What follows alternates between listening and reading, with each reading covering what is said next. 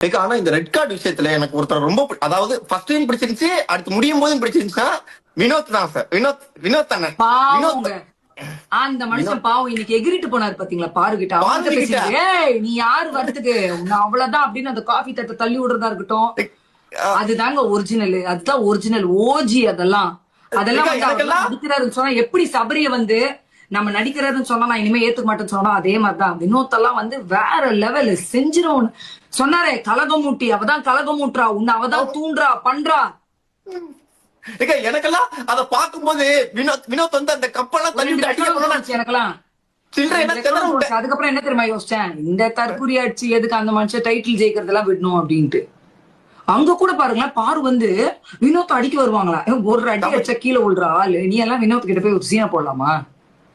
Vinod boxer Vinod boxer வெளியில தெரியுமா? ஏங்க என்ன வேணா இருக்கட்டும், ஒரே அடி பித்துக்கு ஒரு அடி அடிச்சா பாரு போய் அப்படி போய் எங்க லைட் கம்பத்துல சுருவிக்கும் நல்ல இது மாதிரி அப்படி இழுத்துக்கணும்.